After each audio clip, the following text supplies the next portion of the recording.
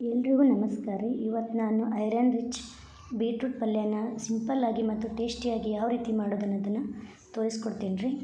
ಅದಕ್ಕೆ ನಾನು ಗ್ಯಾಸನ್ನು ಆನ್ ಮಾಡಿ ಒಂದು ಕಡಾಯಿ ಇಟ್ಕೊಂಡು ಅದಕ್ಕೆ ಸ್ವಲ್ಪ ಎಣ್ಣೆ ಹಾಕ್ತೀನಿ ರೀ. 2 ಸ್ಪೂನ್ ಎಣ್ಣೆ ಹಾಕ್ತೀನಿ ರೀ.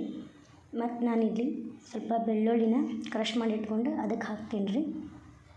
ನೆಕ್ಸ್ಟ್ ನಾನು 4ರಿಂದ 5 ಬೀಟ್ರೂಟ್ನ ಕಟ್ ಮಾಡಿಕೊಂಡು ಬೇಯಿಸ್ಕೊಂಡು ಇಟ್ಕೊಂಡೀನಿ ರೀ. ಅದನ್ನೀಗ ಹಾಕಿ ಸ್ವಲ್ಪ ಮಿಕ್ಸ್ ಕೊಡ್ತೀನಿ ರೀ.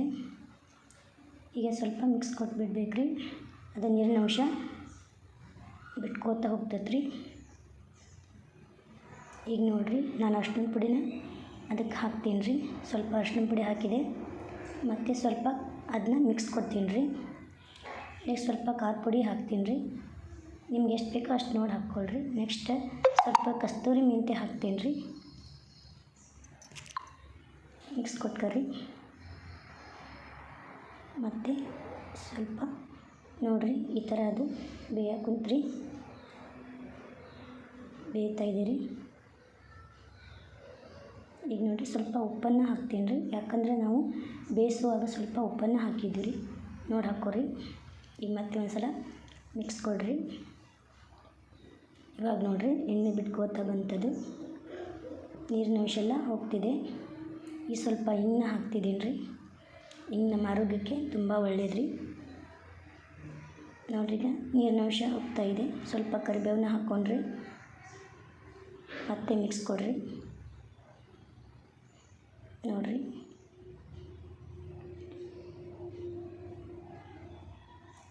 ಈಗ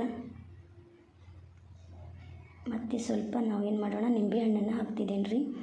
ಯಾಕಂದರೆ ಬೀಟ್ರೂಟು ಸ್ವಲ್ಪ ಸಿಹಿಯಾಗಿರ್ತದಲ್ಲ, ಸ್ವಲ್ಪ ಹುಳಿ ಹುಳಿಯಾಗಿ ಟೇಸ್ಟಿಯಾಗಿರಲಿ ಅಂತ. ನೋಡಿರಿ, ಈಗ ಬೇಯ್ತಾ ಇದೆ. ಸ್ವಲ್ಪ ಈಗ ಮಿಕ್ಸ್ ಕೊಡೋಣ. ಈ ಥರ ಮಿಕ್ಸ್ ಕೊಡ್ತಾ ಅದನ್ನು ಸ್ವಲ್ಪ ಬೇಯಕ್ಕೆ ಬಿಡೋಣ. ಈ ಥರ ಅದು ನೀರಿನ ಅಂಶ ಎಲ್ಲ ಹೋಗ್ಬೇಕು ರೀ. ಈ ಸ್ವಲ್ಪ ನಾನು ಮನೆಯಲ್ಲೇ ಮಾಡಿಟ್ಕೊಂಡಿರೋಂಥ ಮಸಾಲೆ ಪೌಡ್ರನ್ನ ಅದಕ್ಕೆ ಹಾಕ್ತೀನಿ ರೀ. ನೀವು ಯಾವುದಾದ್ರೂ ಮಸಾಲೆ ಹಾಕ್ಬೋದು ರೀ.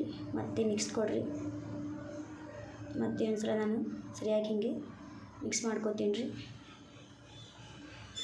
ಇದು ತುಂಬ ಆರೋಗ್ಯಕ್ಕೆ ಒಳ್ಳೆಯದು ರೀ ಬೀಟ್ರೂಟ್. ಈಗ ನೋಡಿರಿ, ಬರೀ ಬ್ಲಡ್ ಕಡಿಮೆ ಆಯಿತು ಅಂತ ನಾವು ಇಂಗ್ಲೀಷ್ ಮೆಡಿಸಿನ್ ತೊಗೊಳೋದಕ್ಕಿಂತ ಮನೆಯಲ್ಲೇ ಈ ಥರ ನಾವು ಹಣ್ಣು ತರಕಾರಿಯಿಂದ ನಮ್ಮ ಬ್ಲಡ್ಡನ್ನು ಇಂಪ್ರೂವ್ ಮಾಡ್ಕೋಬೇಕು ರೀ.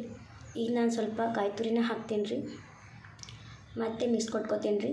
ಎಲ್ಲ ಕಡೆ ಅದು ಮಿಕ್ಸ್ ಆಗಲಿ ಅಂತ ಈ ಥರ ನಾನು ಮಿಕ್ಸ್ ಕೊಟ್ಕೊತೀನಿ ರೀ.